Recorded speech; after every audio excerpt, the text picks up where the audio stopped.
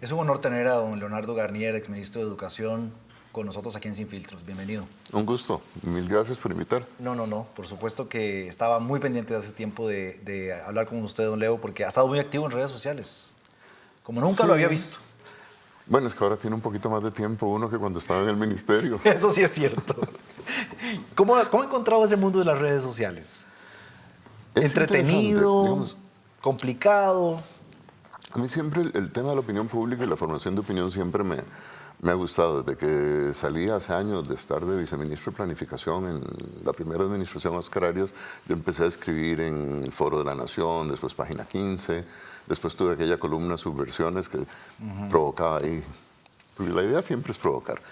Pero no, en esta época, cuando salí del MEP, me pareció que el mejor espacio para seguir haciendo eso ya no eran los medios de papel, sino que eran las redes sociales y no, ahí he estado igual provocando. Sí, y tan provoca que obviamente recibe de igual manera posiciones afirmativas, pero también posiciones muy fuertes que desnudan un poco a un costarricense que detrás de un teclado es capaz de escribir cualquier barbaridad. Cosas impresionantes pone la gente. ¿Qué es lo más, sin decirlo aquí, digamos, pero No lo puedo decir aquí, ¿verdad? ¿qué es lo más así que usted, lo más increíble que usted ha leído y usted, o tal vez que usted ha dicho, esta persona se atrevió a decirlo, o conozco a esta persona, o sé quién es, y se haya atrevido a decírselo en redes sociales? Mira, no, muchas cosas. Hay gente, sobre todo gente, digamos, que siente que discrepa de uno en los valores o en temas de creencias, que uno se muera, que ojalá la mamá no lo hubiera parido, y esas son las suaves. ¡Wow! Sí. Pero usted yo creo que está ungido y sabe muy bien cuál es la dinámica que tiene que manejar ahí. Mira, en general yo lo En que aceite hago, iba a decir, ¿verdad? hay como dos posibilidades. En algunos casos dejar pasar y no pasó nada. Otras veces me gusta contestar, tratar de contestar respetuosamente. No siempre se puede, a veces a uno también se le va la mano y hay que reconocer eso y a veces uno se equivoca. Y cuando uno se equivoca, lo que uno ha aprendido en redes sociales es no borre el error que cometió, discúlpese. Okay. Porque es terrible cuando uno borra algo y siempre alguien le sacó la imagen y empieza después a... pero me ha parecido interesante, aún con gente que discrepa con uno y gente que es muy agresiva, tratar de establecer una conversación. No siempre se puede, a veces siguen insultando y demás, pero hay otra gente que está leyendo. Entonces, yo en realidad contesto en parte para la persona que me dijo algo, pero sobre todo para el resto de la gente, porque somos un montón de chismosos. Yo creo que aquí la gente, más que leer el post original que uno pone, les encanta leer los comentarios y qué le dijeron y qué dijo el otro y cómo le contestó. Eso es cierto. Entonces, ahí me parece que es donde uno puede dar más argumentos. Y a veces me ha pasado que es interesante con algunas de estas personas que logro establecer una conversación por mensajes privados y de pronto uno se encuentra, y espero que la otra persona también, dejo que somos dos personas usualmente con buenos sentimientos y nada más que discrepamos. Es cierto. ¿Cuáles son los principales temas que más polémica cree usted ha posteado o de los cuales usted definitivamente siente que tiene una posición muy distinta al status quo? Mira, yo te diría que hay dos temas generales que después se aterrizan en otros. Uno tiene que ver con derechos humanos, que uno pensaría que en principio nadie puede estar en contra de los derechos humanos, pero es que cuando un derecho humano no lo disfruta todo el mundo, sino solo un grupo, eso no es un derecho, eso es un privilegio. Entonces, luchar por los derechos en el fondo es luchar contra ciertos privilegios y la gente que tiene ese privilegio, digamos que se resiente. Cuando eso se vincula con temas como el feminismo y los derechos de la mujer o con las poblaciones LGBT, hay grupos conservadores que reaccionan muy fuerte. Temas de creencias son muy duros. Pero a mí uno que me sorprende mucho, y es un tema que tiene que ver con el MEP y con la educación más que con el MEP, es algo que yo descubrí en el MEP y es que porque uno a veces piensa que el mundo siempre como entre izquierdas y derechas. Y en el MEP yo lo que me encontré, cuando uno empieza a leer la historia del sistema educativo de Costa Rica, es que en realidad siempre hubo un pleito entre los liberales y los conservadores. Los conservadores, que era eso de que la letra con sangre entra, lo que quiero son niños obedientes, bien portados, que no me contesten, que no me cuestionen. Y los liberales, que más bien buscan gente que piense, gente que critique, gente que pregunte, gente que tenga criterios morales que pueden ser distintos a los del profesor. Y ahí lo que yo me encontré es que cuando uno cuestiona la obediencia, y este es un tema que en redes, o sea, no tenés idea de cómo se enoja la gente cuando uno dice que a los niños no hay que pegarles, que hay que educar sin golpear. Ahí la cantidad de gente que sale diciendo, no, a mí me pegaron y mire lo bien que salí. Y yo con ganas de decirle, no se ha visto en un espejo. Es cierto. Sí, reacciona muy mal la gente con eso. Porque estamos chapados posiblemente muy a la antigua, o porque somos una sociedad hipócrita, o porque somos muy conservadores. ¿Cómo te diría, dibuja usted esa sociedad? Yo te diría que es una mezcla de las tres cosas. Ahora, por dicha es muy contradictorio, porque yo creo que estamos mejor que hace 20 o que hace 40 años, o sea que la sociedad es más abierta, es más solidaria, es más liberal, pero hay fuerzas muy conservadoras, y no solo en Costa Rica, si tenemos a Donald Trump de presidente en Estados Unidos, ¿verdad? Sí. Y a veces uno ve países europeos con unas actitudes muy sorprendentes. Pero digamos que la gente oscila entre sí querer libertad, pero al mismo tiempo se le tiene mucho miedo a la libertad, me parece a mí que por dos razones. Una, porque a mí me gusta mi libertad, pero la libertad de los otros me incomoda. Y aún con mi libertad, no me gusta la responsabilidad que eso implica. A veces la gente prefiere seguir órdenes, y entonces no es culpa mía, yo estaba siguiendo órdenes, a que le digan, no, usted decida y actúe y asuma las consecuencias. Entonces, no sé, siento que esa parte conservadora tiene que ver con eso de poner al orden por encima de el desorden de la libertad. La libertad es un poco desordenada. Así es. Yo recuerdo cuando usted asumió la cartera de educación, y si no me equivoco fue la primera vez, porque usted estuvo en 2 oportunidades seguidas, inclusive por su corte de cabello le estaban criticando. Sí, y era divertido porque hay muchos de esos temas que parecen que son muy pequeñitos, pero en el fondo se vuelven muy educativos. A mí me pasaba uno con el pelo, y lo otro que los estudiantes se quejaban mucho era por la forma de llevar el uniforme. Y que los colegios tienen su reglamento y varía de colegio en colegio, porque eso no lo definía el ministro, y nosotros dijimos, el ministro no se va a meter en eso, cada colegio lo hace. Entonces, claro, los adolescentes siempre, y está bien, tienden a ser rebeldes. Entonces, si era un colegio en que el pantalón tenía que ser tubo, ellos lo querían usar flojo. Y si era un colegio en que el pantalón era flojo, ellos lo querían usar tubo. Y usaban un argumento muy simpático que se usa mucho, que es decir, pero ministro, es que el que estudia no es el uniforme, el que estudio soy yo.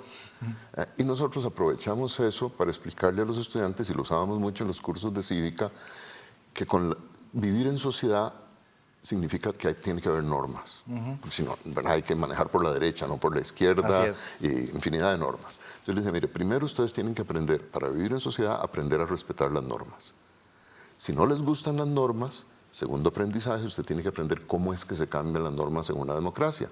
Reglamento del uniforme, hay un procedimiento para cambiarlo. Y siempre les agregábamos que a uno le puede pasar en la vida que de pronto te topas con una norma que no la puedes cambiar, pero que choca con tus principios fundamentales. Y dice, bueno, en ese caso, uno se enfrenta a la norma y asume las consecuencias. Mandela pasó 27 años en la cárcel por oponerse a una norma que le parecía inaceptable. Don Leo, hablando ya para ir cerrando esta participación en Sin Filtros, de su rol y su actividad, obviamente, claramente como influenciador, como comunicador en redes sociales, como figura pública, que ha sido por muchísimos años, como servidor público también. Recién hacíamos una entrevista con el actual ministro de Educación, que si usted le criticaban por su corte de cabello, a don Edgar le critican literalmente hasta por el color de sus medias. Sí, pero el pelo lo tiene todavía un poco más corto que yo. Significa que no le critican el cabello tanto como se lo criticaron a usted. En algo usted logró ya por lo menos allanar el terreno. Pero se está viniendo con unas ideas bastante revolucionarias.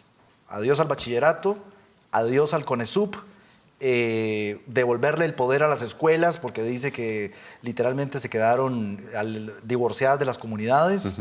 Siente que hay una estructura vertical arcaica en el ministerio con 8 gobiernos, decía él, o 8 niveles para poder llegar, que todo tiene que venir del Olimpo, pero no hay nada que surja de abajo hacia arriba. En 4 años eso no se logró. Usted en 8 años tampoco logró hacer tanto. tanta revolución. Cuando uno entra al MEP, lo primero que uno tiene que pensar es esto que vos estás diciendo. Yo voy a estar aquí, en el mejor de los casos, 4 años. Yo tuve la suerte de que ¿Sí? fueron 8, pero uno no lo sabe al principio. Entonces, digamos, uno se puede frustrar mucho sintiendo que puede hacer muy poco. Yo por eso te decía que estudiamos la historia del sistema educativo para darse cuenta que en ese conflicto entre una educación liberal, humanista y esa otra vaina conservadora, aplastante, a uno le toca poner unas piezas más en un rompecabezas en el que ha participado mucha gente, ¿verdad? Si uno se va al siglo XIX, tenés las reformas de don Mauro, a Brenes Mesén a principios del siglo XX, don Omar Dengo después. O sea, siempre ha habido, don Lalo Gámez, personas que fueron haciendo una educación más humanista. Cuando uno va a estar en el MEP, la pregunta que uno se hace es, bueno, y en esa pelea de largo plazo, ¿cuáles granos de arena voy a poner yo? A mí hemos hablado mucho con Edgar, me gusta mucho esta idea de la que ya se han dado algunos pasos, que es darle más autonomía a los centros educativos.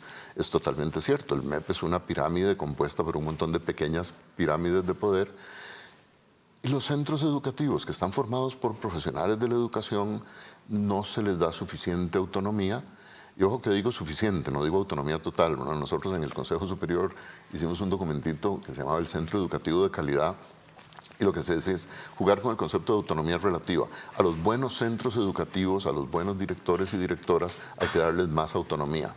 Cuando un centro educativo no está funcionando, entonces ahí sí tiene que haber una mayor intervención del supervisor, de la regional, del MEP. Pero los que están trabajando bien, dejémoslos innovar, dejémoslos que hagan bien su trabajo, lo están haciendo bien. Finalmente, ¿por qué en nuestro país se invierte tanto en educación y estamos tan rezagados? Pues sabes que esa es una falsa impresión. Es cierto que invertimos más en educación que países como Nicaragua, como Honduras. Digamos, en América Latina somos de los que más invertimos, y en América Latina somos de los que tenemos un mejor sistema educativo. O sea, Chile, Uruguay y Costa Rica son los 3 países con el mejor sistema educativo en América Latina.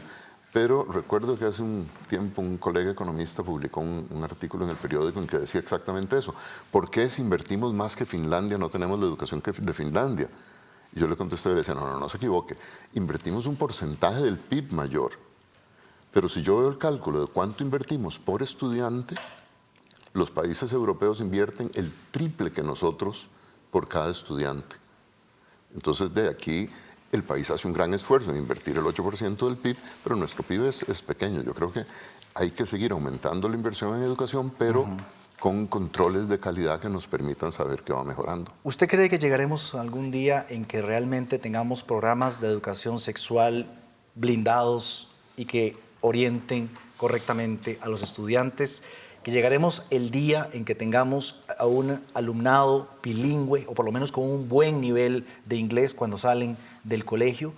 ¿Que tengamos a estudiantes universitarios graduándose de carreras actualizadas y no las arcaicas que todavía siguen las universidades graduando como si estuviesen entregando cartones todos los meses para que los muchachos salgan a la calle sin trabajo? Mira, blindado tal vez es una palabra muy fuerte, porque a veces uno cree que nada echa para atrás, y hemos visto que hemos estado a punto de que de pronto el país eche para atrás en temas muy importantes. Yo creo que las reformas curriculares que se hicieron del 2006 para acá son buenas. Digamos, si yo veo el programa de preescolar que hicimos, o los nuevos programas de matemáticas, o los de español y ciencia, yo digo, ok, esos programas están al día con el siglo XXI. De hecho, Costa Rica participó en un proceso en que éramos el único país de América Latina en esas reformas. Sin embargo, tenemos problemas muy serios. Uno, es más, me voy a quedar en uno, la calidad de los docentes. Tenemos un problema de formación docente. Las facultades de educación nos están quedando debiendo. Aún las mejores no son suficientemente buenas. Y hay unas que son de mentiras. Pero el MEP, con las reglas vigentes, está obligado a contratar a cualquiera que traiga un cartón que dice yo soy profesor. Y ahí yo sí creo que debiéramos tener un filtro, ya que estamos aquí en un programa sin filtros. La contratación en el MEP debiera ser con filtros de idoneidad. Eso yo creo que está tocando usted un tema medular y vamos a dejarnos ahí con ese pensamiento. Gracias, don Leo, por haber venido. No, un gran gusto. Un placer haberlo tenido.